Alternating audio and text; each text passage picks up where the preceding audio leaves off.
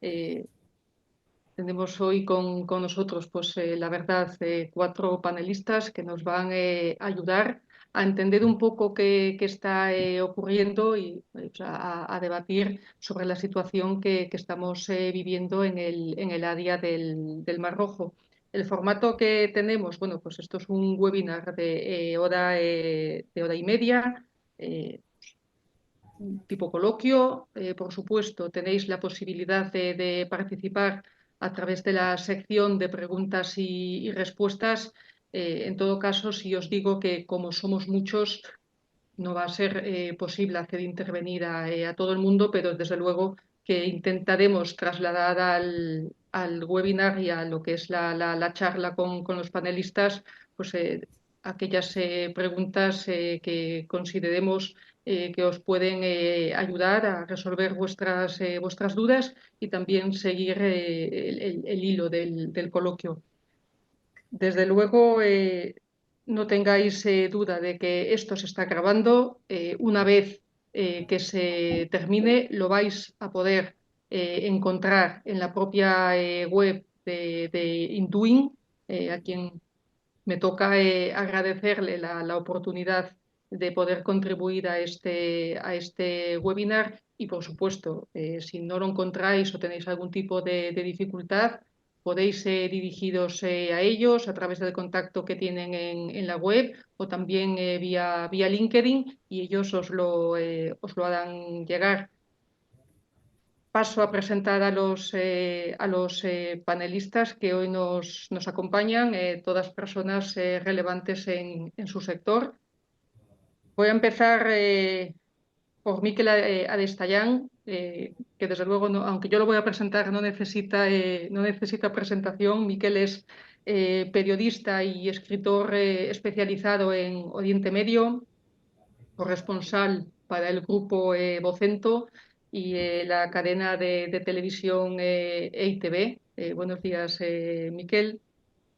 Hola, buenos días. El siguiente panelista es Pablo Rengifo, consultor financiero y asesor senior de Gulf Business Consulting. Buenos días también para ti, Pablo. Buenos días y muchas gracias por la invitación. La siguiente persona que tenemos con nosotros es Javier Olguera, Head of Field Sales para DHL Global Forwarding Spain. Buenos días, Javier. Buenos días, Nuria, y muchas gracias por la oportunidad a Anduin y a Ignacio por la invitación y la oportunidad de participar en este tema tan interesante. Eso es. Y desde luego vamos a finalizar la presentación con Javier Portales, socio en el bufete Albors Galiano y Portales. Buenos días para ti también, Javier. Buenos días, Nuria, y suscribo lo que acaba de decir Javier. Mi agradecimiento a Indoin, a Ignacio y gracias a ti por tu labor de moderadora también. Bien, antes de arrancar sí que me gustaría indicar que en este webinar no pretendemos dar soluciones universales, tampoco tenemos soluciones magistrales ni panaceas. Lo único que pretendemos es en este rato pues, compartir con vosotros algunas reflexiones acerca de lo que está ocurriendo y también gracias a los expertos que tenemos, pues intentar arrojar un poco de luz sobre posibles alternativas y saber un poco a qué nos enfrentamos a día de hoy y también en caso de que el conflicto se vaya prolongando a largo plazo.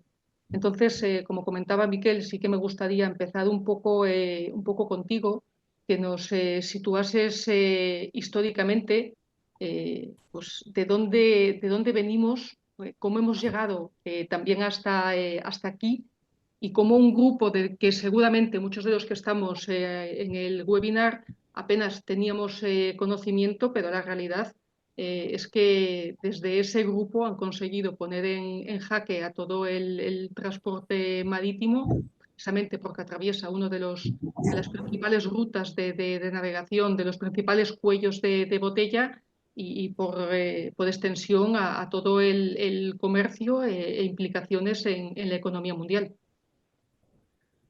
Buenos días de nuevo y gracias por esta oportunidad. La verdad es que es la primera vez que, que hago una actividad de esta transversalidad, ¿no?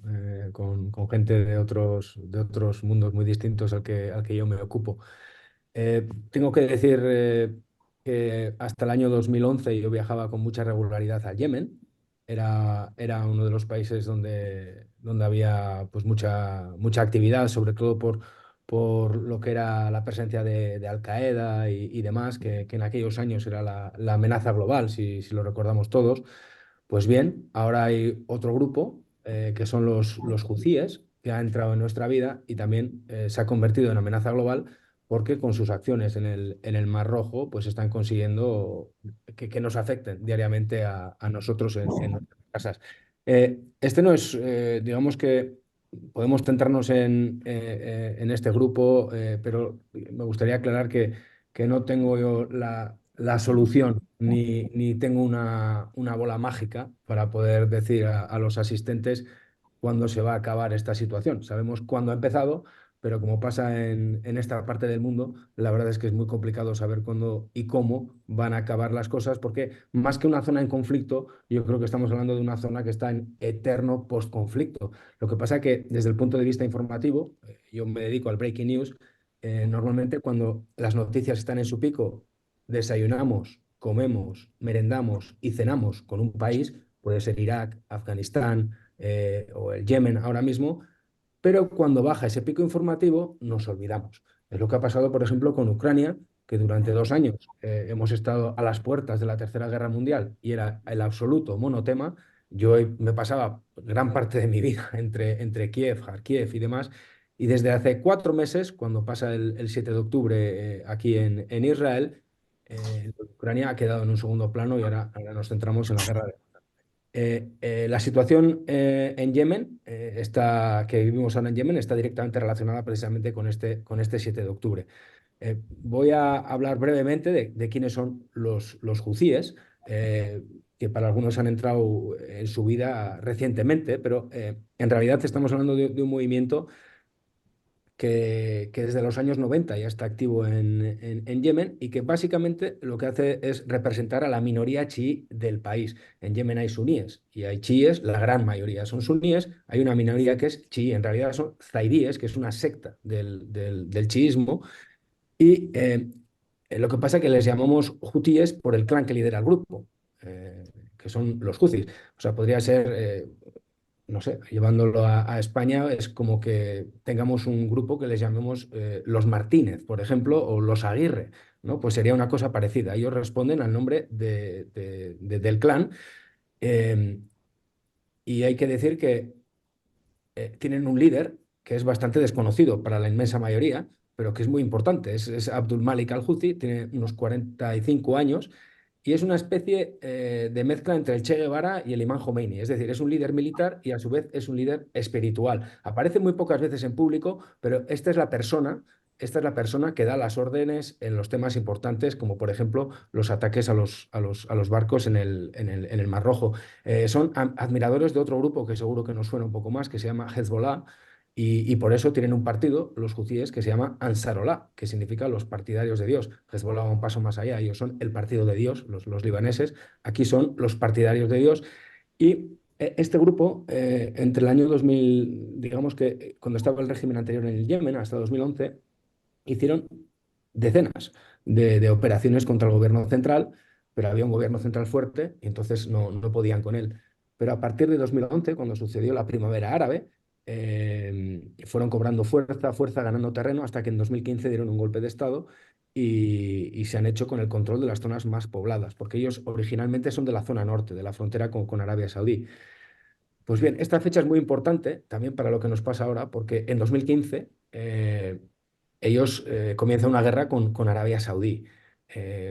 Arabia Saudí es un actor clave porque es aliado de Estados Unidos y porque utiliza las mismas técnicas que utilizan los estadounidenses, es decir, los bombardeos desde el aire. No ponen tropas sobre el terreno, ellos bombardean Y lo que ha pasado desde 2015 hasta ahora es que los hutíes se han acostumbrado a combatir a un enemigo que les bombardea.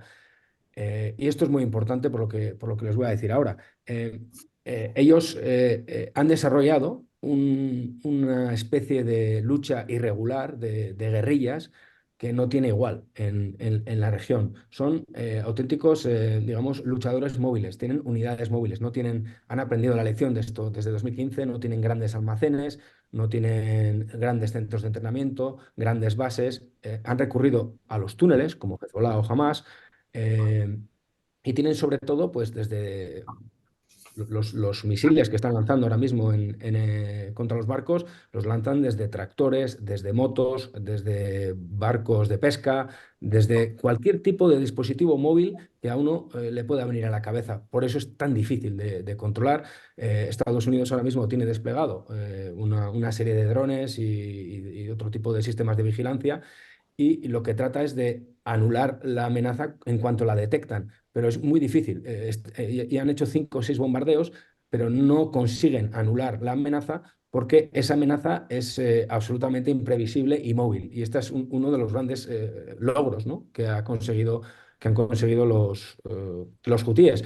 Que en 2015, cuando se hacen con el control del país, se hacen también con el control del arsenal del ejército yemení. Y por si esto no es suficiente, desde Estados Unidos y desde Arabia Saudí aseguran que tienen también el apoyo logístico y de armas desde Irán, que es la gran potencia chií de la región. Cuando se le pregunta a los iraníes por este tema, ellos lo niegan, ellos dicen que solamente dan apoyo político y diplomático, pero consideran también a los hutíes parte de ese eje de la resistencia, que es el que ahora mismo está muy activo desde el 7 de octubre, un eje en el cual están, en Líbano tenemos al Hezbollah, tenemos a las milicias chiíes que están muy presentes en Irak y están siempre atacando bases con presencia de Estados Unidos y también con presencia de fuerzas españolas la semana pasada. Tenemos todos los movimientos que se están desarrollando en Siria, otro país que se nos ha olvidado completamente, pero que está todavía también en una situación de posconflicto muy importante. Y tenemos a los hutíes que tienen un eslogan en su bandera, no sé si lo habéis podido ver, que es Dios es el más grande, muerte a Estados Unidos, muerte a Israel, maldición para los judíos y victoria para el Islam. Estas son las 5 frases que aparecen en su bandera. Me parece muy importante recordar este aspecto que he mencionado de la movilidad a la hora de combatir. Por eso precisamente es tan complicada anular la amenaza que suponen y insistir en que son expertos en ocultar todo lo que tienen. Como les he dicho antes, ellos colocan los lanzadores en cualquier tipo de vehículo. Aparte, también combaten desde zonas urbanas y no hay digamos, no es una fuerza regular, ¿no?, en la cual uno pueda pensar que tienen determinados lugares, que atacando esos lugares se va a anular esta amenaza. Los estadounidenses y los británicos sobre todo se planteaban 3 escenarios. El primero era el de intentar frenar la llegada de armas, que eso es algo complicado porque si en algo son buenos los iraníes es en este tipo de situaciones irregulares y bueno, pues el contrabando, la verdad que en estas zonas las fronteras son muy porosas y al final las armas acaban llegando, es muy difícil. Otra opción sería tener fuerza sobre el terreno y tener inteligencia sobre el terreno, que es algo que no hay en estos momentos, implica un esfuerzo enorme, no hay. Hay prisa por resolver la situación y la opción que se ha optado es la opción de los bombardeos. Como he dicho al principio, en esta era de la globalidad, de los mercados globales y demás, los hutíes, para ellos, el hecho de tener delante a Estados Unidos es todo un privilegio, es todo un honor. Ellos sienten que una lucha que ellos llevaban a nivel doméstico ahora se ha elevado a un nivel internacional y tienen nada más y nada menos que frente a ellos a la gran potencia mundial, ¿no?, a Estados Unidos. Y Donald Trump en su momento ya les incluyó en la lista de grupos terroristas que elabora Washington. Después, como empezaron un proceso de paz con los saudíes, les sacaron de esa lista y ahora han regresado, con lo cual ellos se cuelgan la medalla y están absolutamente pletóricos, digamos, en este momento. con una acción que muy dirigida a una zona tan sensible como es el Mar Rojo, que han visto que a nosotros nos preocupa, y entonces para ellos es un punto más a su favor, y que tiene relación directa con lo que está ocurriendo en Gaza, ¿no? Ya que ellos dicen que todas estas operaciones son operaciones en solidaridad con la situación de los palestinos y que se van a terminar cuando acaben los bombardeos de Israel y entre la ayuda en Gaza. En principio, afirman en sus comunicados que sus objetivos son solamente barcos israelíes o barcos que se dirigen a puertos israelíes, pero ya hemos visto que no es así, no tienen esa precisión a la hora a la hora de determinar sus objetivos, pero también hemos visto cómo han mandado mensajes, por ejemplo, a China y Rusia diciendo que sus barcos pueden pasar tranquilamente y no van a tener ningún problema. Es muy difícil saber cuándo van a concluir estos ataques, pero si nos atenemos a los comunicados, que tampoco son muy frecuentes del grupo, ellos aseguran que en cuanto se calme la situación en Gaza, ellos van a volver a respetar el tráfico marítimo como era hasta ahora. Pero desde luego lo que siempre va a quedar es esa amenaza latente y ese as en su manga. Saben que aquí nos hace mucho daño, saben que dando este paso se han convertido en una amenaza global, que Estados Unidos les ha prestado atención y ese as en la manga lo van a tener siempre. Por lo tanto, cada vez que un barco pase por ahí, sabe que los hutíes van a estar mirando desde la costa. Perfecto. Pues muchísimas gracias, Miquel, por la exposición. Yo creo que nos queda claro un poco la situación ahora mismo donde nos encontramos. Y sí que me gustaría pasar ahora a Pablo, un poco hilando con lo que ha dicho Miquel y a lo mejor lo que es la cara menos visible, porque siempre es más fácil ver pues, si no me llegan las mercancías o los retrasos que puede haber. ¿Qué efecto causa todo esto en el mundo financiero, en el mundo económico, que además hay enormes intereses, alianzas, proyectos que pueden estar en marcha y que a raíz de esta situación, bueno, pues nos podemos encontrar actores de ese sector que hayan decidido o bien suspenderlo o bien posponerlo y a fin de cuentas no deja de ser una situación que tenemos que tener en cuenta porque hay grandes empresas que no solo se ven afectadas también porque la mercancía se les retrase o no, sino por las inversiones de las que puedan estar pendientes.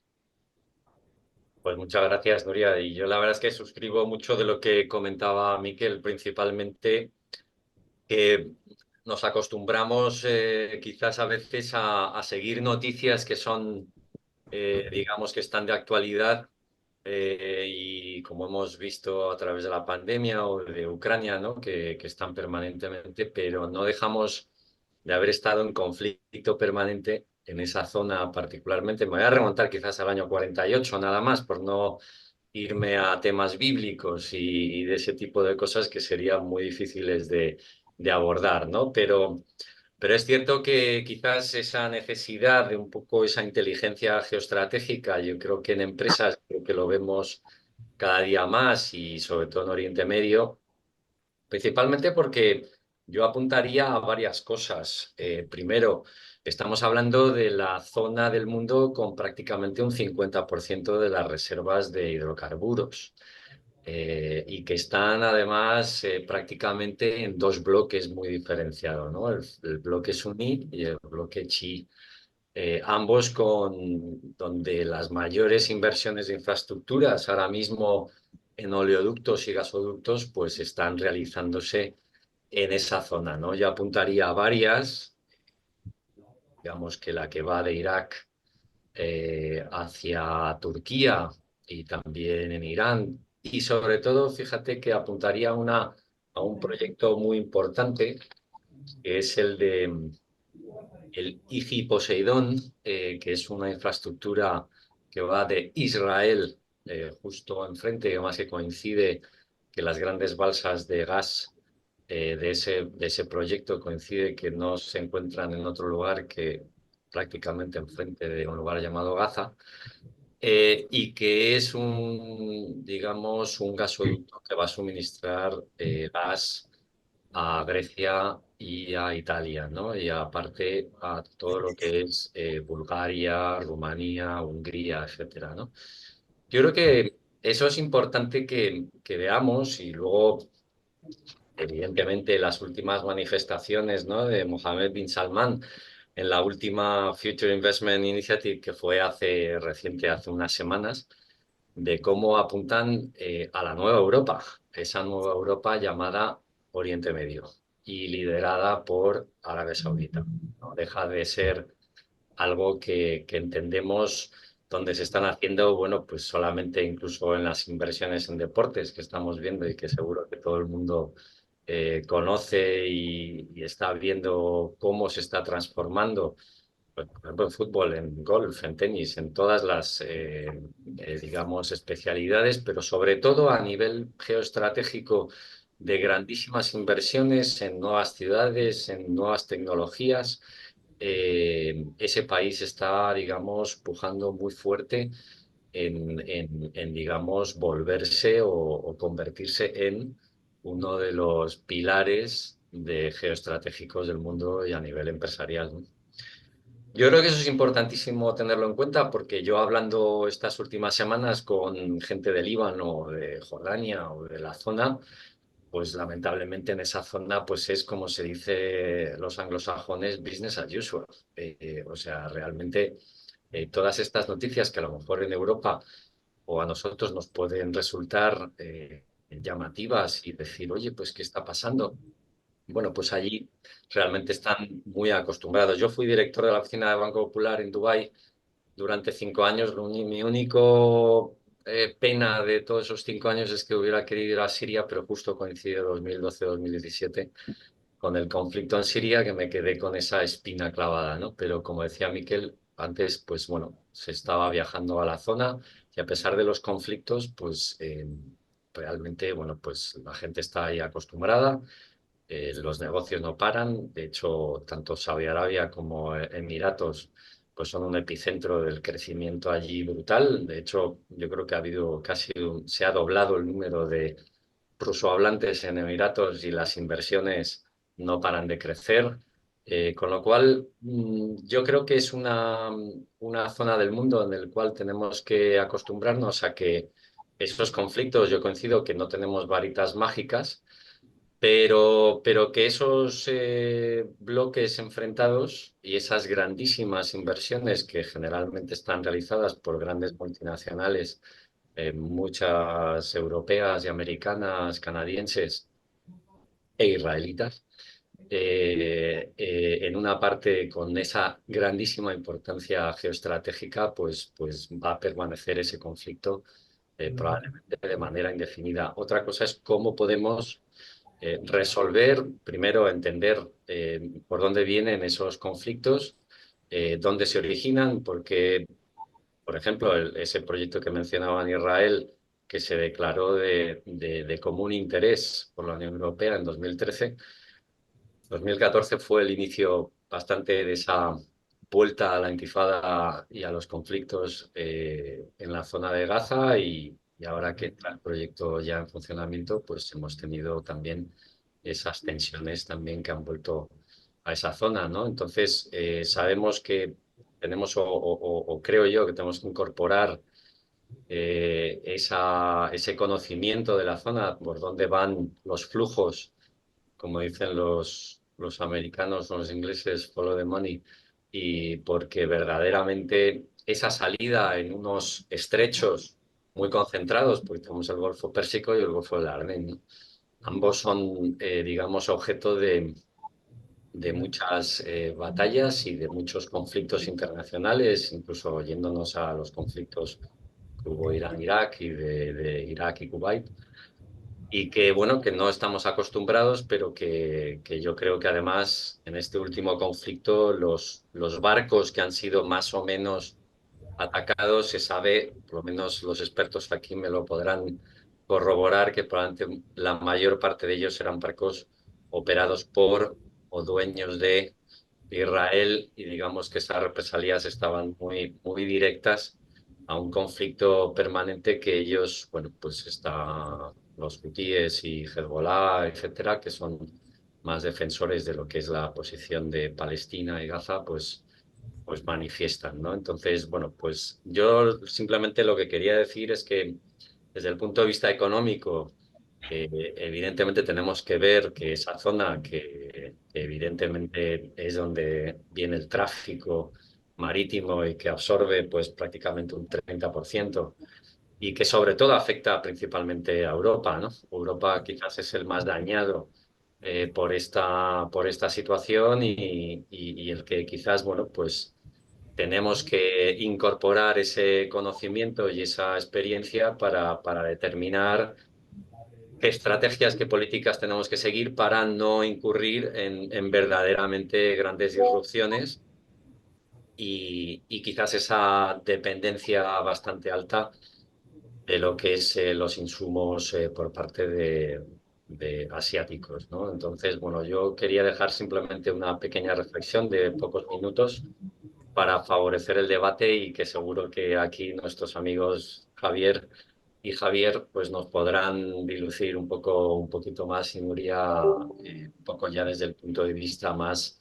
fletero y los impactos que pueden tener y también hilar a que también hay otra disrupción al otro lado. Es decir, el Canal de Panamá también está sufriendo lo suyo, entonces quizás también hay que sumar esas digamos, disrupciones tan grandes que se están viviendo y reflexionar en alto todos de qué manera podemos ayudar a las empresas a que esas políticas de abastecimiento, bueno, pues no se vean comprometidas ni de un lado ni de otro, ¿no? Sino que puedas tener, bueno, pues una política de compra de materias primas que no pongan en jaque ninguna situación, ningún proyecto ni la propia empresa, ¿no? Entonces, bueno, pues dejo la mesa para el siguiente y estoy seguro de que vamos a alimentar este debate entre todos. Seguramente, muchísimas gracias, Pablo. La verdad es que muy, muy ilustrativo y yo creo que hemos entendido que no es solo una cuestión de materias primas retrasadas o no, sino que los intereses que hay detrás muchas veces se nos escapa, pero que están ahí y que los tenemos que tener en cuenta. Correcto. Yo ahora me gustaría irme a Javier Olguera, más que nada Javier, porque tú eres seguramente la cara visible de lo que está ocurriendo, de lo que es el primer impacto físicamente y que representa también seguramente las dudas y las incertidumbres que tienen muchos de los asistentes hoy aquí. De hecho, ya teníamos una pregunta en el chat con lo típico, no conseguimos cargar la mercancía en los barcos previstos, tenemos problemas para encontrar barco. Ahora mismo un poco en qué situación estamos, pasado ya el impacto inicial, que obviamente fue un shock para todos en el momento que MERS comunica, ahí por noviembre, empiezo a desviar mis barcos, el efecto dominó que se crea, lo que supone para todas las empresas, pero también ahí la figura del forwarder, de la figura del transitario, que también se ve impactado, pero que también se ve en la situación de tener que buscar alternativas para sus clientes que no son fáciles, son pocas y además no todo tipo de mercancías se puede sumar a ese tipo de otras opciones o de medios de transporte que podamos tener. Es decir, ahora mismo, con todos los cambios que ha ocurrido, que han añadido las navieras, un poco cómo está el tema importaciones, exportaciones, en tema de subida de fletes, temor de reducción de capacidad, temor para encontrar equipos. ¿Qué situación estáis viendo ahora mismo desde DHL? Pregunta complicada, ya donde las haya, muchas preguntas y vamos a intentar a ver si consigo Después responder. iremos desgranando. Iremos desglosando, ¿verdad? A ver, aproximadamente, claro, el problema que tenemos es que aproximadamente, como comentaba mi compañero, el 30% del comercio mundial está pasando por el Canal de Suez. Y entonces eso supone aproximadamente en el año 2022 unos 23.000 barcos. debido a este problema que ha surgido con estos ataques, con cohetes, drones y lanchas rápidas, pues ha supuesto un problema para las navieras, y las navieras finalmente han determinado pues, utilizar el Cabo de Buena Esperanza para evitar toda la problemática que está suponiendo pues, esos ataques. A partir de ahí, eso ha supuesto directamente un aumento de tiempos de tránsito y, por lo tanto, unos aumentos de costes. ¿Las subidas están relacionadas con el aumento del consumo de combustible? Pues, hombre, yo siempre digo que al final las navieras es un negocio, o sea que, por lo tanto, hay una parte de negocio, por supuesto, y de aprovechar las oportunidades, pero también es verdad que hay un aumento de costes. Y sí que me gustaría un poco desglosar cuál es la problemática que está surgiendo, que no solamente es lo obvio que estamos viendo en la televisión, de que aproximadamente los barcos se están retrasando pues entre 12 y 20 días, dependiendo de los destinos. Esto supone que finalmente los barcos tienen unas ventanas de tiempo para operar en los puertos. Cuando no van cumpliendo, se van retrasando y, por lo tanto, hay barcos que tienen que esperar o que no están llegando y, por lo tanto, se van acumulando porque no está toda la cadena perfectamente establecida. Y eso supone que si tienes 4 o 5 paradas en un ciclo de un barco, pues te supone un retraso, puede suponer 1 o 2 días por puerto que estás atracando, y eso va aumentando los tiempos de tránsito. 4 o 5, pues 1 o 2 días, pues otros 4 o 10 días. Y claro, lo que tenemos que pensar es que un barco no es un ciclo en donde coge y llega desde, no sé, Shanghái al puerto de Barcelona, sino que esto retorna. Y ese mismo retraso no van a volver a ir, evidentemente, por el canal de Suez, sino que tienen que volver otra vez de nuevo por el Cabo de Buena Esperanza. Y supone otros 12, 15, 20 días de retraso. Todo eso supone un retraso que podemos calcular aproximadamente entre 30 y 40 días. Al final están operando aproximadamente, están operando 3 alianzas. Si calculamos que cada una de ellas tiene 9, digamos, ciclos en donde el barco está rotando, ya más o menos se han hecho unos cálculos en donde cada ciclo va a tener que aumentar 4 barcos para responder al servicio y que tengas un servicio semanal, que es lo que demandamos todos. Eso supone aproximadamente que van a tener que meter 120 barcos nuevos. Y hay, que se sepa, aproximadamente 60 disponibles que los están sacando de otras rutas. Todo esto supone aumento de costes, están aumentando evidentemente el combustible, porque son muchas más millas náuticas que tienen. Aparte, están aumentando la velocidad para intentar... la velocidad de los barcos, me refiero, para intentar pues, reducir esos tiempos. Y al final también hay un coste añadido, que es el hecho de que los contenedores, pues al final nosotros hablamos, o las empresas me hablan de stock en tránsito, digamos que su stock en tránsito son los contenedores, y evidentemente tener en un ciclo, en vez de durar un mes, si está durando 2 meses, es tener el doble de contenedores en tránsito, y eso supone un coste porque es donde obtienen su beneficio fundamentalmente las navieras. Entonces, se junta todas estas cosas pues para que la situación a nivel logístico, de tiempos de retraso y de aumento de costes, pues efectivamente se esté dando. Tiene su sentido, aparte del coste de oportunidad y el negocio que es al final lo que se pretende las navieras también. ¿Hay posibilidades y hay temas que se pueden hacer? Por supuesto, pero bueno, lo dejo para siguiente. Supongo que habrá muchas preguntas al respecto. Eso es. Y por último, Javier Portales, acudo a ti más que nada porque cuando el transporte marítimo va bien, ya de por sí es complicado, pero cuando le metemos alguna disrupción, la complicación se empieza a elevar, más que nada porque ahí ya empezamos a entrar el tema de contratos, en posibles incumplimientos, en modificaciones de cláusulas.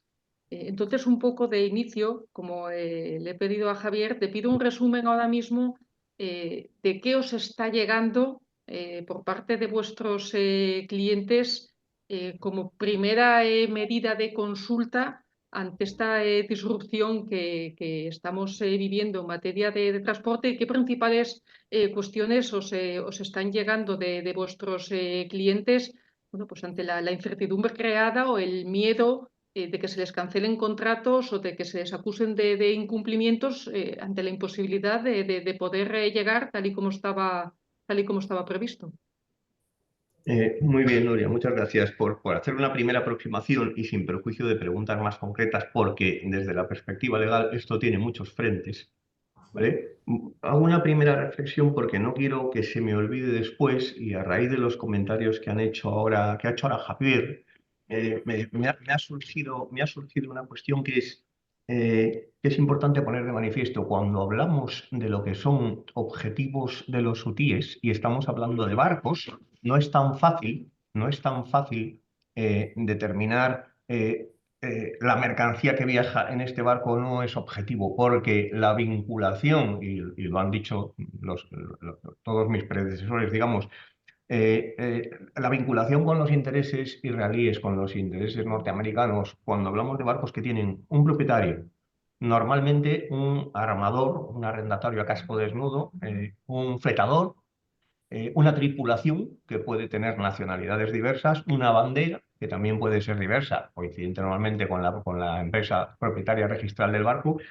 Pongo esto de manifiesto porque determinar ahora lo que es o no es objetivo, aunque asumamos que digamos que los sultíes son certeros, ¿no?, en lo que sean sus objetivos, que tampoco lo podemos asumir con mucha fidelidad, es muy complicado. O sea, es muy complicado hacer una valoración inicial de lo que son o no objetivos claros, ¿vale? Dicho esto, porque no quería que se me olvidase este punto, que cuando hablamos de barcos es muy importante por las cadenas de explotación a las que están sometidas, yo diría, hasta la fecha, los problemas que se están planteando y desde luego lo que nos llega a nosotros es la problemática de qué significa la desviación del barco, qué significa la mayor duración del viaje en diversos tipos de contratos. Y aquí, aunque sea de una forma muy breve, creo que hay que recordar una cosa que es fundamental. No podemos unificar el estudio del problema en una sola categoría de contratos, ¿vale? Yo diría que por lo menos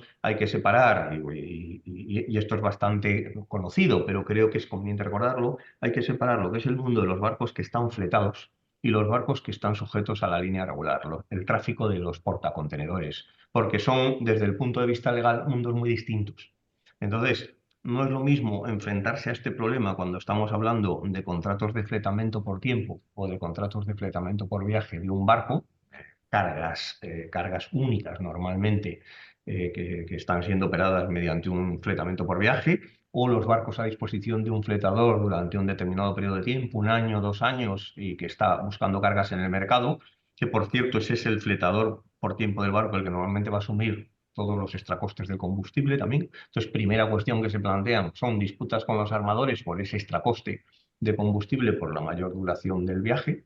Y luego tenemos la solución de esos problemas cuando se trata del transporte bajo conocimiento de embarque, del transporte de línea regular de los contenedores. Entonces, lamentablemente, y suele ocurrir cuando le tratamos de aplicar el derecho, sea el nacional o el internacional, al mundo del transporte marítimo, y creo que esto también, el que no lo haya experimentado, pues lamentablemente en algún momento lo va a experimentar, resulta que las normas aplicables siempre tienen sorpresas, y en situaciones como esta, al usuario del transporte, y ahí englobo al importador, exportador o al operador logístico, le ofrecen pocas soluciones y no buenas. Porque si ya en el mundo del transporte, digamos que los intereses del barco tienen cierta protección como consecuencia de los riesgos especiales que afectan a esa actividad, pues cuando encima nos enfrentamos a desviaciones de los barcos como consecuencia de la situación que se vive en el Mar Rojo, en la zona que nos han estado exponiendo, pues eso da una protección, yo diría, no casi absoluta, pero una protección fundamental a los operadores de los buques de línea.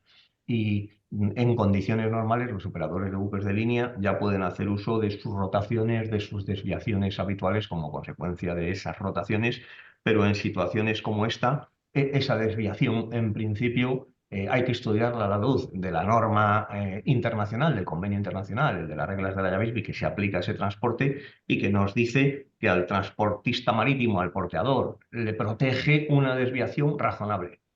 Y una desviación razonable se considera como tal, la de los barcos para salvar vidas o bienes en la mar, por supuesto, pero una desviación razonable, enjuiciándola con lo que está ocurriendo hoy en esa zona, pues yo creo que, aunque todavía no tenemos precedentes judiciales claros, va a ser poco discutible que sea aceptable para las líneas regulares el hacer ese viaje más prolongado en el tiempo.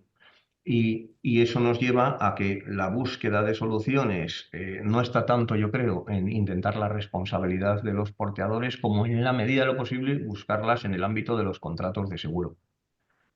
No sé si de momento es suficiente Suficiente. Además, has mencionado algo con el tema de los seguros, más que nada porque sí que está habiendo movimientos por parte de las aseguradoras, no Correcto. solo en incremento de primas, sino que la posibilidad de activar ciertas cláusulas, como las One and Strikes, que Correcto. no necesitan más que un aviso de 7 días, y puede haber Exactamente. gente que se encuentre con su mercancía en tránsito y que mientras se está navegando reciba una comunicación de su aseguradora y que le digan, desde este momento, más 7 días, usted dejará de tener cobertura.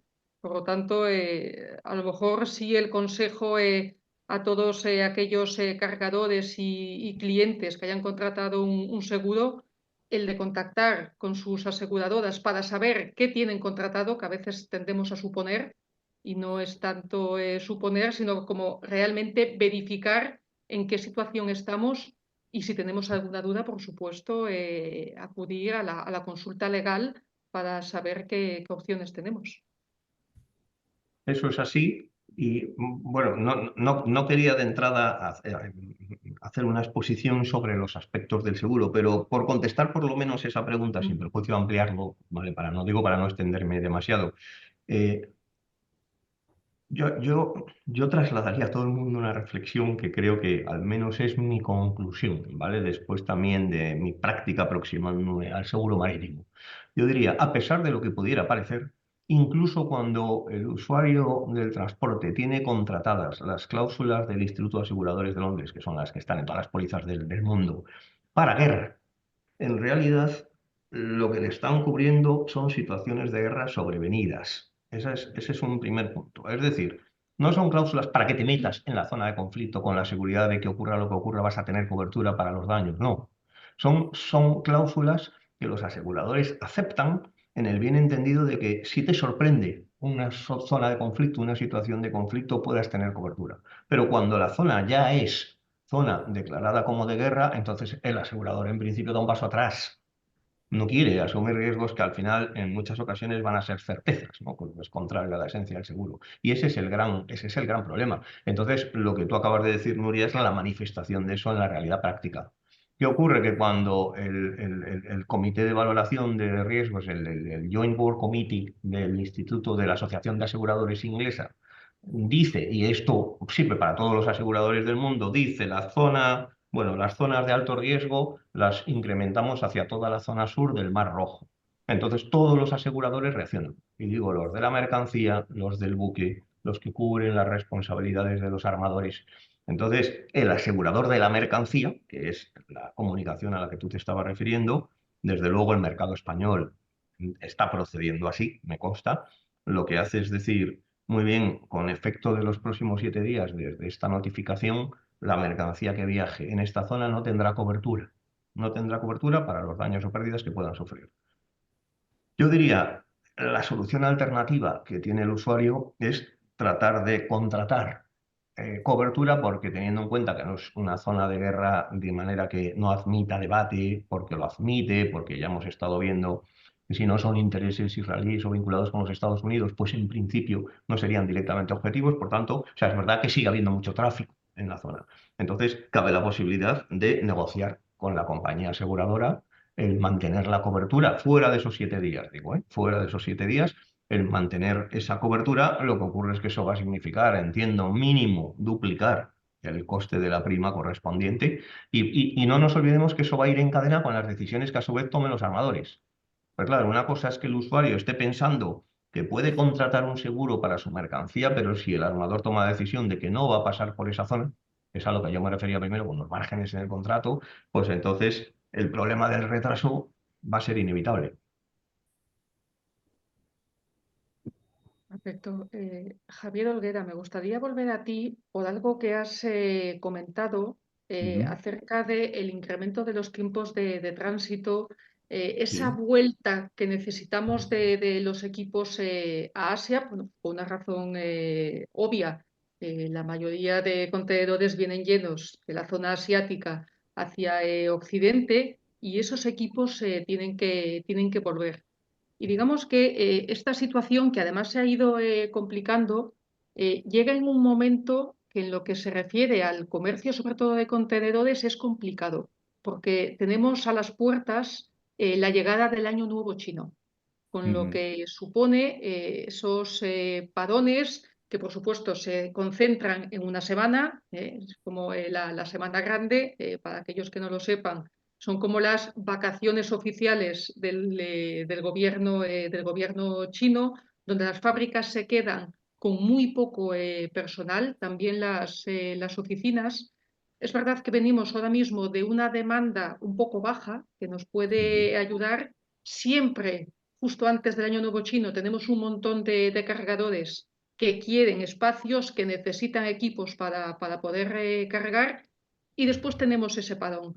Ahora mismo ese parón lo veis casi como algo beneficioso que pueda dar tiempo a los contenedores a volver, y una vez que pase el Año Nuevo Chino, que volvemos a tener ese pico donde todo el mundo quiere cargar, ¿os teméis que pueda haber una reducción de capacidad en términos de espacio de buques, en términos de disponibilidad de contenedores, que aunque hayan tenido ese margen del Año Nuevo para volver, lo que decías antes, es un negocio? Las navieras también buscan aprovechar la coyuntura, y que si fuese necesario, incluso se podían ver en la tesitura de querer forzar esa falta de capacidad, reduciendo pool de equipos a través de blank sailings, y, por supuesto, esos barcos que hay que quitar de otras rutas para ponerlos ahí, que los dejen un poco on hold, dependiendo cómo vaya la situación.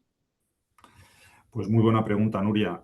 A ver, lo mismo, hay mucha incertidumbre, ¿de acuerdo? Porque va a depender mucho de la oferta y de la demanda, y es que no hay más. Sí que esperamos, y la tendencia que estamos viendo, nuestra preocupación en estos momentos es por la falta de equipos. Debido a estas rotaciones, este aumento que estamos comentando, el número de equipos, pues el que sea, el que haya a nivel mundial, por lo tanto, si estás aumentando en 30, 40 días los tiempos de tránsito, evidentemente volvemos a la situación que vivimos en la pandemia, donde los equipos estaban en donde no tenían que estar acumulados y no están donde tienen que estar, que es en Asia, que en un momento determinado es el gran productor a nivel mundial, ¿verdad? Entonces, ese es nuestro gran temor. Pensamos que sí, que una vez que pase el Año Nuevo Chino puede ser una de las principales problemas que podemos tener. Es más, ya estamos viendo en algún país, no concretamente en China, que ya empieza a haber falta de disponibilidad de equipo, y a esto sumado, bueno, pues vamos a ver en qué medida ya todas las rotaciones de los barcos se van metiendo uno detrás de otro para ver si consiguen llegar a esos ciclos, y a partir de ahí, pues eso, que esta presión se relaje, la situación geopolítica también se pueda relajar, que en un momento determinado, si el canal de Suez se abre y deja de tener estos problemas, pues, en fin, sería un alivio para todos, pero hay mucha incertidumbre. La realidad ahora mismo, nuestra gran preocupación en estos momentos, mi gran preocupación es la falta de equipos, que se puede empezar a pensar que puede ocurrir. Que ya está ocurriendo en algún país, vaya. Javier, me gustaría volver a ti por una de las preguntas que hay en el chat, que al leerla me lleva un poco a hace 4 años, cuando empezó esto del COVID, y yo recuerdo, pues, por donde estaba en aquella época, el tema del concepto de la fuerza mayor. Recordamos que en el COVID, cuando se declaró, hubo muchas empresas, navieras, forwarders, que declararon la fuerza mayor, y a partir de ahí aprendimos cuidado. Por ejemplo, en el mundo anglosajón, la fuerza mayor no puedes echar mano de ella si no está incluida en los contratos. Realmente es complicado jurídicamente ahora mismo alegar fuerza mayor cuando ya llevamos meses, no es algo que sea inmediato, sino que ya llevamos mucho tiempo, y el riesgo de decidir pasar o no por Suez difícilmente podría encajarse en la figura de la fuerza mayor. Sí, estoy completamente de acuerdo con lo que acabas de decir. O sea, el argumento de la fuerza mayor, o lo que aquí no nos olvidemos que, claro, cuando ocurrió con el COVID, por ejemplo, las experiencias fueron más frecuentes en jurisdicciones extranjeras a la española, porque al final todos los contratos de fletamento refieren las disputas a la ley inglesa y a ser resueltas en arbitraje en Londres, y los contratos de línea regular normalmente llevan al usuario a resolver sus disputas en los tribunales del domicilio de las líneas marítimas, ¿vale? Eso es así. Por eso, digamos, no tenemos muchos precedentes nacionales nosotros sobre ese punto, pero los hubo ingleses. Entonces, efectivamente, digamos, lo que resolvió la ley inglesa marca mucho, un poco, el impacto en la mayoría de los contratos. Los ingleses, más que de fuerza mayor, de lo que se habló en ese momento era la doctrina de la frustración, el doctrine of frustration. Eso es lo que los tribunales ingleses y los árbitros enjuiciaron. Y son muy estrictos. Es decir, en el momento en que se contrata, sea un fletamento de la naturaleza que sea, se están asumiendo una serie de riesgos que pueden producirse. Entonces, todo lo que se resuelva, por aportar alguna solución o algún resumen sencillo, su argumento es todo lo que se resuelva en el plano económico, en principio no frustra el contrato. Lo puede desequilibrar mucho, pero esos serán los riesgos que las partes asumieron. Entonces, pues se resolverá económicamente, aunque sea a costa del desequilibrio del contrato en contra de una de las partes. Pero no se acepta fácilmente como un argumento para cancelar, que es lo que se pretendía en la época del COVID. El fletador no tiene cargas y quiere cancelar el contrato por fuerza mayor o por frustración, que es un poco la doctrina que se utilizaba. Y esos intentos, en principio, tuvieron resultado negativo por esta razón. A lo mejor en contratos a muy largo plazo, la visión puede ser un poco más flexible por parte de los tribunales, pero tienen que alcanzar la conclusión de que no existía esa situación conflictiva cuando se contrató y que de repente esa situación conflictiva está alterando enormemente las bases del contrato, hasta el punto, y ahí sí que podría tener cabida la fuerza mayor, de que es que prácticamente es imposible embarcar para el fletador o para los cargadores. Yo digo, ya no es que si no se resuelva económicamente a pesar del desequilibrio, es que embarcar se hace imposible, ¿vale? Nosotros conocemos el concepto fuerza mayor, ahora me refiero ya a la legislación española, con dos exigencias. Por eso está muy bien apuntado lo que decías. Dos exigencias: que sean eventos imprevisibles, pero que además no hayan podido ser evitados. Entonces, en el momento que estamos en un momento de conflicto, en una etapa de conflicto, etapa temporal de conflicto, pues entonces el factor ya lo tienes. Quien contrata hoy un transporte que supuestamente tendría que atravesar esa zona o tener por origen o destino esa zona, está en principio asumiendo los riesgos asociados al conflicto tal como hoy lo conocemos. Entonces, invocar la fuerza mayor, yo diría, la fuerza mayor puede tener encaje no para pretender cancelar un contrato, porque de repente las cosas se complican más de lo que habíamos pensado. Puede tener encaje para evitar a lo mejor una responsabilidad por daños. Por ejemplo, en la pregunta que se hace es: ¿sirve la fuerza mayor porque se está retrasando el embarque? Hombre, es verdad que en el transporte marítimo, en los contratos de transporte, tampoco en los de compraventa internacional, no se pactan plazos. Eso es algo esencial al transporte marítimo. Por tanto, ya cuando hablamos de retraso es un término complicado, un poco indeterminado también. Pero un problema de embarcar tardíamente, para mí, y lo digo muy brevemente, tiene dos aspectos separados. Si es una operación de venta con crédito documentario, si ahí hay una exigencia de que la fecha máxima del conocimiento de embarque es una, lo que se está reservando en principio el comprador es la posibilidad de cancelar ese contrato si esa fecha no se cumple. Y ahí, mi opinión, no vale la fuerza mayor. O sea, ese es un riesgo que ha asumido el vendedor, ser capaz de embarcar la mercancía. Imaginémonos una venta CIF, ser capaz de embarcar la mercancía como máximo en una determinada fecha, porque la alternativa es, en este momento de conflicto, no asumir ese riesgo contractual. Si lo asumes, pues en principio no perderá la posibilidad del comprador de que si esa fecha no se puede cumplir como consecuencia del conflicto, él puede cancelar el contrato. Cuestión distinta es que además pretendiese reclamar daños al vendedor. Por ejemplo, ahí es donde yo digo, hombre, ahí la fuerza mayor que le ha imposibilitado embarcar antes sí puede cobrar sentido. No soy capaz de decirlo más sencillo, porque el tema tiene sus aristas siempre. Perfecto, Javier. Mira, permíteme quizás, Nuria, que yo ahí a Javier, que me parece un comentario muy oportuno y muy importante. Yo quizás ahí lanzaría, yo he trabajado en banca más de 25 años, yo lanzaría el hecho incluso que probablemente muchas de la gente que nos está oyendo es el tema de la financiación. O sea, es decir, muchos de la gente que nos está escuchando probablemente estará ejecutando proyectos y que no simplemente sean cargamentos de mercancías simplemente de pequeños insumos o lo que sea, sino que formen parte del desarrollo de un proyecto y no solo dependan de ese seguro de flete, sino también incluso posiblemente de un seguro de riesgo político, ¿no? Entonces, yo creo que también ahí lanzaría esa complicación añadida y tan importante revisar, que estábamos diciendo, de revisar con tus asesores de seguro cómo tienes tu clausulado de todas tus necesidades, pero también lanzaría esa la idea de que también esa revisión a nivel interno de todos esos proyectos y todas esas cargas y esos cargamentos de mercancías que están sujetas a financiación por parte de entidades financieras que tienen, ¿no?, un cumplimiento y que, como tú decías, ¿no?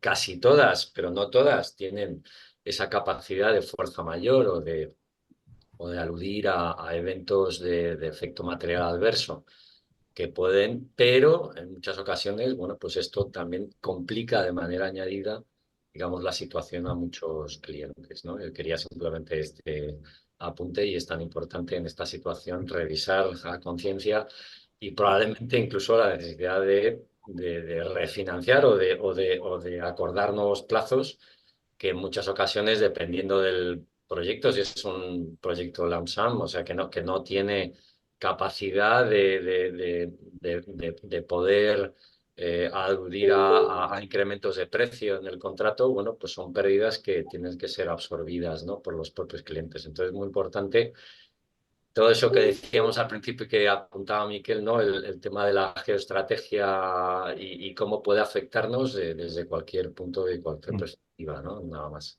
Pero ese Nuria, apunte. si puedo hacer un Adelante. pequeñísimo apunte, Pablo, completamente de acuerdo, y es más, eso me lleva a completar lo que yo antes decía también en un sentido. Claro, yo me he referido a los supuestos donde hay una fecha de embarque comprometida, máxima, directa o indirectamente, por ser la fecha de conocimiento de embarque o por lo que sea.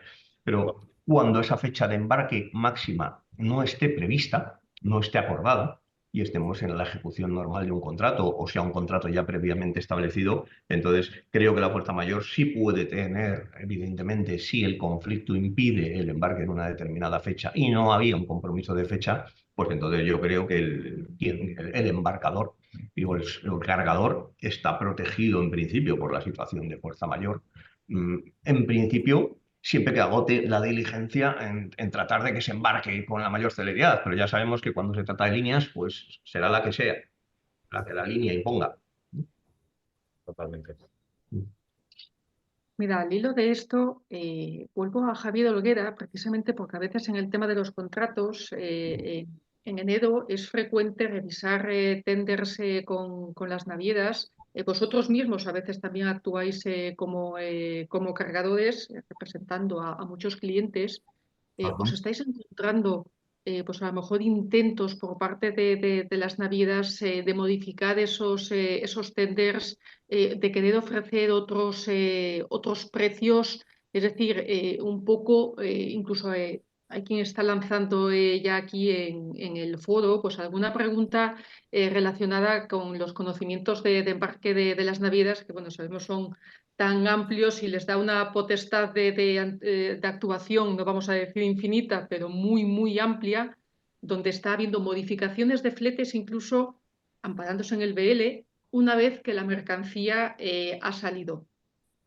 Obviamente, si vas al clausulado de varias navieras, se arrogan esa potestad. Después podemos mirar con Javier Portales si es posible o no, si se puede discutir, pero ¿os estáis encontrando vosotros esa situación? Pues aquí mencionan CMA, pero seguramente habrá otras navieras que, haciendo uso de la letra del Bill of Lading, bien modifiquen fletes ya estando la mercancía en tránsito, o también ahora esa posible negociación de tenders la quiera modificar tendiendo pues, a una posible subida de precios, que en el mundo del contrato, ya sabes, una vez que la subes, aunque después el mercado baje, tú te vas a tener que quedar con ese listón que has marcado. Sí, la verdad es que bueno, la situación es preocupante porque efectivamente nos estamos encontrando casos de algunas navieras que están aplicando subidas con BLs que están emitidos antes de esta circunstancia. Lo que puedo decir es que desde nuestro grupo pues estamos defendiendo a las empresas que trabajan con nosotros y estamos discutiendo con las navieras esta circunstancia. No puedo decir más porque son temas que, bueno, que efectivamente hay que verlas. Ellos aplican ciertos aspectos, nosotros intentamos defender a nuestros clientes y me imagino que esto estará pasando con todos los forwarders que nos estamos encontrando con esta situación. Entiendo que también, aparte de modificar el tema contratos o subida de fletes, que bueno, está claro que en las últimas semanas se han disparado, pero bueno, siempre es más polémico meter eso en una negociación. Les es más fácil escapar por la vía de los recargos. Y ahora mismo seguramente estáis teniendo cada semana uno nuevo, que por supuesto eso después se repercute a los clientes de una manera que si empezamos a sumar, aunque tengamos un contrato protegido por un flete X, si le vamos sumando los recargos, el incremento final es más que considerable. ¿Consideras que esta tendencia se va a dar o que incluso se pueden sacar de la manga algunos nuevos? Todo es posible, como diría el otro, dice, nada de lo humano me es ajeno, ¿verdad? Pero bueno, a ver, es verdad que ha pegado una subida tremenda en prácticamente desde finales de año hasta ahora. Estamos detectando o pensamos, consideramos que si las circunstancias, pues, en fin, lo que hemos hablado de la oferta y la demanda se mantendrá hasta el año nuevo chino, que está ya encima, y que a partir de ahí, a partir del próximo, una vez que finalice, pues empezará a bajar un poco el suflé. Pero claro, todas estas circunstancias, vuelvo a repetir, si tuviera la varita mágica, seguramente pues estaríamos todos en otro sitio, dedicados a jugar a este tipo en bolsa o apostar para este tipo de cosas. No es el caso, no lo soy, pero sí que ahí notamos una cierta... Hemos visto ya una cierta relajación en los fletes. En algún aspecto estaba incrementándose y disparándose como un cohete y ahora sí que estamos viendo una cierta relajación. Pero todo esto puede cambiar en cuestión que de repente vuelvan otra vez a meter 4 cohetes y 5 lanchas ahí puestas o que pase cualquier... Bueno, toda la situación geoestratégica, política que nos estaban comentando o que estaban comentando mis compañeros. Pero esperamos, o sea, por resumir, esperamos que cuando menos después del año nuevo chino pueda haber una relajación y que durante el segundo trimestre, pues poco a poco vaya volviendo a una normalidad. Que la normalidad, en fin, hay que entenderla también de una manera muy especial. Está por ver. Eso desde luego, y seguramente el hecho de que el conflicto se alargue no ayuda en absoluto. Se están dando muchas circunstancias, además, o sea, es que no solamente es la crisis del Mar Rojo, sino también lo que estaba comentando un compañero, el tema del Canal de Panamá, están aumentando también los costes, porque al final las navieras no están pudiendo atravesar debido a la sequía que está sucediendo en este país.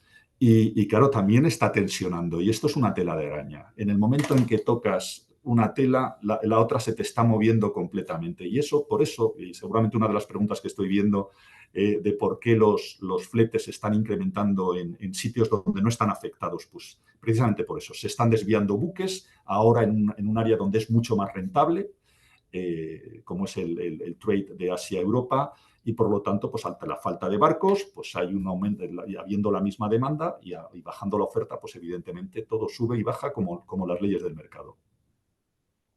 Perfecto, pues mira, siguiendo un poco con esta línea, Javier Portales, lo que tú has comentado de los contratos, obviamente podemos tener contratos de todo tipo y no solo referidos a temas de contenedores. Aquí también está el tema de lo que se haya negociado en las pólizas de fletamento, cuando estamos en tema de buques tanker o de oil o de graneleros, pero también están los contratos interpartes.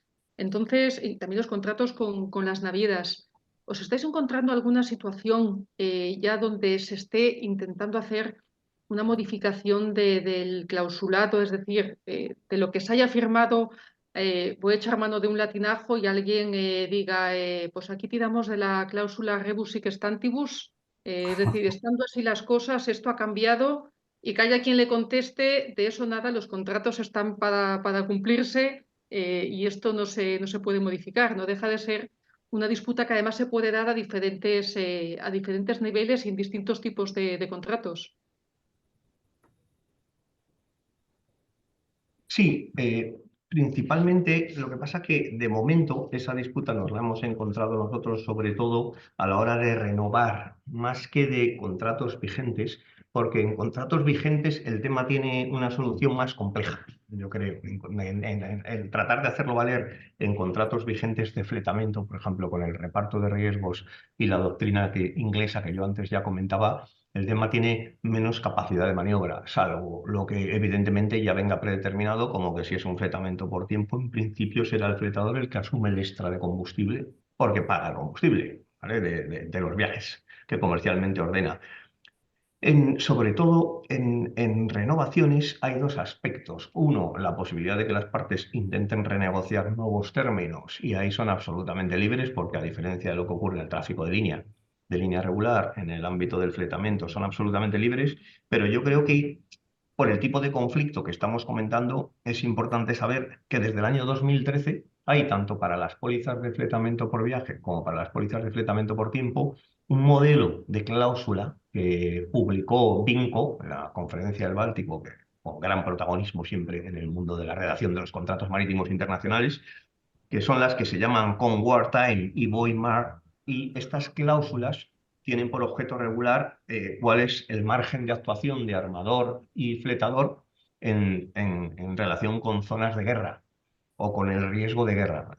Propiamente dicho, riesgos de guerra, pero riesgos de guerra entendidos de una forma amplia, o sea, descripción amplia, para no entrar en el detalle de si, por ejemplo, lo que ocurre ahora es piratería o guerra, para no entrar en esos matices, riesgos de guerra entendidos de una forma amplia, pero, y esto le puede añadir complicación, que sea una situación real y que la decisión sea objetivamente razonable en el momento en que se adopte. O sea, quiero decir que estos clausulados estándar que pueden incorporarse a los contratos, dada la situación de conflicto que vivimos, porque de otra manera, pues a lo mejor no eran cláusulas que se hubiesen o que se hubiesen previsto incorporar, pues permiten al armador de repente decirle a un fletador: no voy a seguir tus órdenes comerciales porque no quiero atravesar el sur del Mar Rojo hacia el canal de Suez.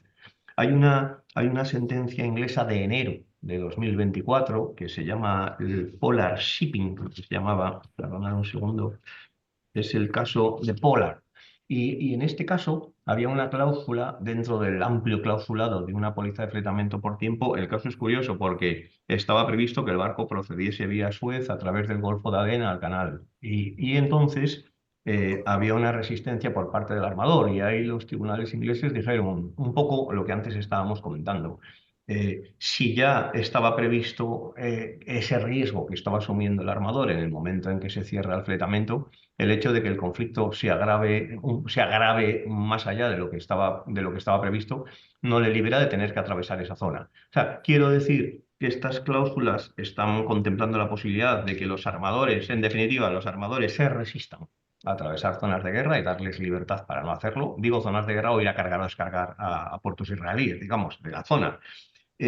Pero hay algunos matices que habría que tener en cuenta. Pero en general, por resumirlo, lo que nosotros nos estamos encontrando de momento es, sobre todo cuando hay renovación de contratos, cuando hay renovación, cómo se distribuyen los riesgos de la zona de guerra. Y ahí en los fletamentos hay libertad. En el tráfico de línea no.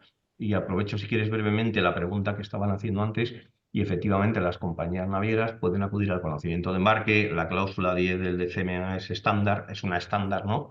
Pero la cláusula deja bastante claro que si cualquier obstáculo que le lleve al barco a tener que cambiar la ruta hacia el puerto de destino, pues le va a permitir cobrar un extra flete. Digo, la cláusula dice muchas más cosas, pero por decirlo brevemente, y en principio estos son los conocimientos de embarque regulan esa relación. Y salvo el marco imperativo que no se puede, digamos, que las compañías no pueden superar en perjuicio de los usuarios del transporte, que es el de reglas de la BISBI, pero en cuestiones de estas esas reglas no impiden que la compañía naviera se reserve el derecho a cobrar extra flete. Hay una pregunta muy interesante que he visto muy rápidamente, porque efectivamente esta cláusula se refiere expresamente además al Extra War Risk Charge. Y efectivamente, claro, pero esto ya es un caso muy concreto. Si el usuario ha tenido que pagar ese extra war risk charge en el momento de la contratación, pues hombre, vamos, yo a bote pronto diría, ese es un punto a discutir con la línea. Si el extra que viene es precisamente por la necesidad del desvío por zona de guerra, pues me parece que así a priori estaríamos hablando de duplicar el mismo cargo. O sea que yo creo que si se ha pagado inicialmente, pues entonces no creo que tenga ya la línea la facultad de volver a plantearlo. Lo habrá cobrado inicialmente pensando en el desvío por el Cabo de Buena Esperanza, supongo. Perfecto. Mira, la siguiente pregunta, cambiamos un poco de tercio, está dirigida a Miquel y la pregunta viene a decir si tienes conocimiento pues, de iniciativas políticas que se estén llevando a cabo para bajar la tensión en la zona, las posibilidades de éxito que puedan tener, además teniendo en cuenta que estamos en un año donde hay elecciones en varios sitios, una de ellas es en Estados Unidos. Yo aquí sí que voy a añadir, después me gustaría también que interviniese Pablo, voy a añadir un poco la situación de Arabia Saudí, la situación también de Egipto. La situación de Egipto ahora mismo es tremenda por lo que representa el canal de Suez en términos económicos del PIB para Egipto, que tampoco nos están pudiendo mover. No vaya a ser que se considere un apoyo a Israel. Y en cuanto a Estados Unidos, el hecho de que haya unos países que se hayan posicionado pues, a favor de la intervención, a mí también me lleva a pensar, hace unos años, durante la administración Trump, la que hoy es su contrincante, yo recuerdo aquella intervención de Nikki Haley como representante de Naciones, de representante de Estados Unidos en Naciones Unidas, aquella frase que dijo de vamos a tomar nota y vamos a llevar la cuenta. Es decir, nos podemos temer, no todos los países estamos en la misma posición de fuerza, posibles represalias de Estados Unidos, no de fuerza, pero sí en términos de apoyo militar, apoyo económico y la situación, pues eso, de actores de la zona, como puede ser Egipto, como puede ser Arabia Saudí. Bueno, respecto a perdón, respecto a la primera parte, si hay algún tipo de iniciativas ahora mismo políticas, normalmente en el momento que está en un conflicto a estos niveles, al mismo tiempo se abren los canales diplomáticos, pero siempre la violencia va más rápido que la diplomacia. Eso es algo que me ha tocado desde luego en todas las guerras que llevo cubriendo desde 2005. Cuando los gobiernos dicen que no negocian con terroristas, no negociamos, eso es mentira. Aquí se negocia con todo el mundo y se negocia. Y los canales están abiertos y en este caso, por ejemplo, ha habido un mensaje de la administración estadounidense a las autoridades de Teherán, por ejemplo. Por lo tanto, los canales están abiertos. El tema es que esto es una gran partida, ¿no? Es una gran partida de ajedrez en el cual pues cada uno está moviendo sus fichas y en este caso el tablero es el Yemen. Pero directamente los hutíes no son más que piezas de una gran partida que hay otros actores que las están utilizando y a su vez esos otros actores también tienen otros escenarios de ese tipo, ¿no? Son las famosas guerras indirectas, guerras por proxies. Por lo tanto, la negociación directa no tiene que ser con el líder de los hutíes, sentarte en una mesa con él y llegar a un acuerdo, porque al final va a haber un actor por encima de él que va a ser el que está moviendo esas fichas. Eh, por lo tanto, esas iniciativas sí estamos viendo esos canales diplomáticos están abiertos, pero de momento, mientras que esté encendido el foco de Gaza al nivel que está encendido en estos momentos, estamos hablando de más de 26.000 muertos en 4 meses, la destrucción parcial de gran parte de la franja. Mientras que esto esté abierto, eh, no vamos a tener una solución diplomática posible, ¿no? Yo al menos no veo posibilidad. Y hay que tener en cuenta que aquí hay un factor que no teníamos en otros estallidos de violencia en este conflicto y es que hay 1.200 israelíes muertos sobre la mesa.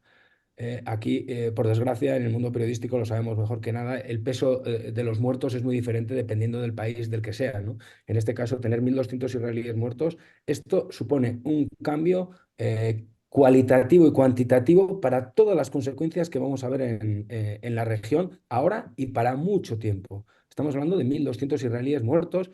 Estamos hablando de un error de seguridad en el país de la seguridad que no tiene precedentes y por lo tanto, pues bueno, esto va a tener una serie de consecuencias que hasta ahora no hemos conocido y esto afecta directamente a todo lo que son los canales diplomáticos en países como Egipto, que mencionas, que es un país que está absolutamente, depende absolutamente de su acuerdo con Israel. O sea, la relación la estabilidad del presidente al-Sisi depende al 100% de tener este hilo directo que tiene con Israel y con Estados Unidos, porque en el mundo árabe, digamos, una cosa son las calles y otra cosa son los gobiernos, pero también lo estamos viendo en Europa. Vemos un apoyo masivo en las calles a todo lo que es la causa palestina, pero los gobiernos, y sobre todo países como Egipto, países como Jordania, esta gente tiene terror a Hamás. O sea, es una cosa que porque saben que en el momento que sus poblaciones puedan votar libremente algún día, van a votar a Hamás. En Egipto lo vimos con la victoria de Morsi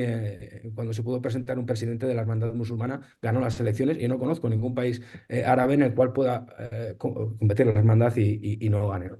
Pero bueno, a nivel de diálogo, desde luego, están los canales abiertos, está hablando a diferentes niveles, pero todavía yo creo que estamos lejos de que esto pueda frenar a los hutíes en este aspecto en concreto. Y respecto a Estados Unidos, es el máster, ¿no? Es el big game, ¿no? Y por supuesto, la vuelta de Trump va a tener un impacto inmediato porque, sobre todo, los europeos no tenemos política exterior. Es una política absolutamente continuista de lo que hace Estados Unidos. Si en el caso de que esté Barack Obama o Joe Biden, seguimos de forma ciega lo que hagan los estadounidenses y todo nos parece bien. En el caso de Donald Trump, pues no lo seguimos, pero no tenemos capacidad, no tenemos una política exterior, no tenemos una fuerza exterior. No hay en ningún tipo de agenda. Estamos viendo como recientemente el señor Borrell también está haciendo unos statements que hasta ahora no lo habíamos oído, pero no hay capacidad de acción, no hay capacidad operativa y mucho menos hemos desaparecido de esta parte del mundo que se llama Oriente Medio. No estamos y yo creo que no se nos espera. Y cuando llegue Trump, pues va a ser algo muy parecido a lo que ya pasó en los 4 años de Trump. Pablo, te decía aquí si tienes Pues algo que comentar, más que nada, pues bueno, por los intereses creados en la zona, que desde luego no solo bueno, hablamos de países, hablamos de alianzas, hablamos de fondos con grandes intereses en el área y que, pues eso, hay países ahora mismo o fondos con sede en Estados Unidos que dependiendo cómo esto se mueva pueden hacer movimientos dando apoyos o quitándolos. por supuesto, y como indicaba Miquel, estoy de acuerdo en esa debilidad quizás política europea, esa falta quizás de unión o de voz única, que también eso es un pequeño lastre, ¿no? Yo creo que en eso, descontar que pueda ganar Trump, pues yo creo que a nadie le puede extrañar que pueda ocurrir de nuevo, ¿no? Pero sobre todo la cuestión económica, como decía Miquel, bueno, pues tenemos un país como es Egipto, representa 10.000 millones de dólares anuales los ingresos del canal de Suez, que para una economía como la egipcia, pues bueno, pues es, vamos, extraordinariamente importante. Y que bueno, pues también ofrece también ese pequeño castigo o contrapeso internamente en la región para ver un poco dónde se posiciona Egipto, ¿no? Yo creo que cada uno juega, es un ajedrez bastante complicado. Como decía antes, se mezcla con muchísimas mega inversiones en la zona. Y yo también apuntar que, bueno, estamos en un momento en el cual hasta el 19 de octubre del año pasado, bueno, pues ya se estaban planeando cuándo serían las bajadas de tipos, cuándo se iban después de esa escalada en el 2022, que ha afectado muchísimo al tema de inversiones y fondos y operaciones de M&A y también de todo tipo, ¿no? Ha afectado mucho al crecimiento del mundo en general, toda esa subida de tipos, tanto en Estados Unidos como en Europa. Y bueno, pues recientemente, bueno, pues el Banco Central Europeo ya no se atreve a decir cuándo, ¿no? Van a iniciar esas bajadas de tipos. Yo creo que también estamos ahí en esa encrucijada en el cual este evento pues pone de manifiesto esa debilidad, ¿no? que vivimos y en el cual, bueno, pues todos esperamos que haya cierta, vamos a decir, que esa diplomacia que aludía Miquel, pues sepa resolver esa cuestión y que aunque tarde unas semanas o unos meses en poner un poco de orden, pero que permita esa recuperación que todos ansiábamos y toda esa reactivación económica, bueno, pues que se había parado, ¿no? Prácticamente desde la pandemia hasta ahora, ¿no? Yo creo que, bueno, pues por dejar esa cuestión fundamental, yo creo que, como decía gente en el chat, estamos en un año además con esas elecciones y yo creo que esos movimientos pues van a tener un impacto pues muy, muy directo y yo anticipo que el 2024, que se aventuraba un año de inflexión, bueno, pues digamos que era un poquito aparcado o en entredicho durante las próximas semanas y tendremos que ver el impacto verdadero, ¿no? de todo esto. Pero desde luego que estábamos viendo, como decíamos antes, Panamá, estamos viendo Suez, estamos viendo el tema de tipo de interés, el tipo de elecciones. Es decir, tenemos una coctelera este año bastante curiosa, importante. Y de nuevo, bueno, pues todo el tema de incorporar todos esos eventos este año a nuestra propia gestión financiera a lo largo de todas las empresas y de revisión de contratos y de financiaciones bueno, pues me parece una cuestión que no es baladí y que yo animo a que todo el mundo, bueno, pues haga esos propios autorreflexiones y ver dónde están sus proyectos y cómo esta situación, bueno, pues ojalá que de alguna manera se resuelva a la mayor brevedad posible, pero que puede mantenerse y afectar de alguna manera negativamente a proyectos y tráfico de mercancías e insumos importantes, ¿no? Para todas las empresas que nos están viendo, ¿no? Y en su revisión de contratos y de suministros y de ejecuciones, pues ver muy seriamente, y como decía antes Javier Portales, pues dependemos de una legislación muchas veces que generalmente se debate en jurisdicciones distintas a las nuestras y que eso también, bueno, pues crea también dificultades internas en saber interpretar clausulados, situaciones y de todo, que bueno, pues que además estas situaciones pueden resolverse, pero la situación se dilata en el tiempo, ¿no? Por esas posibles ejecuciones a futuro, ¿no? Entonces, bueno, pues veremos a ver cómo salimos. Esperamos que el año ha arrancado fuerte.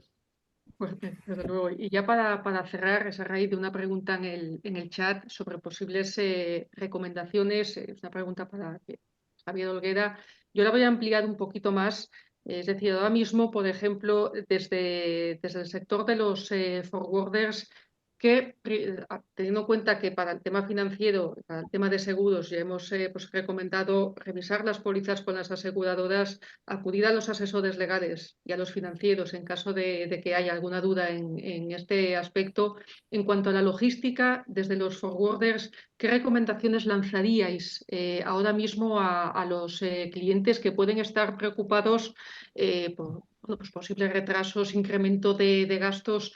A lo mejor siempre que sea posible diversificar los modos de transporte, partiendo desde Totalmente. luego, partiendo desde luego que el incremento de costes ya lo vamos a tener, pero en la medida de lo posible, buscar otras alternativas dentro de las pocas que hay. Pues totalmente de acuerdo, Nuria. Y yo creo que un poco con todas las ponencias de mis compañeros que han sido súper interesantes, al final tenemos que ser conscientes de que el mundo, esa estabilidad que pretendemos no es real, que por lo tanto hay cambios, que no hay nada estable y que por lo tanto yo creo que hay una palabra muy de moda que es tener una cadena logística resiliente. Y yo creo que esa es una respuesta fácil. A partir de ahí desarrollarla y tenerla es bastante complicado. Entonces, no hay una única respuesta, al final depende de los sectores, dependen de las empresas, dependen incluso de las personas y su aversión al riesgo.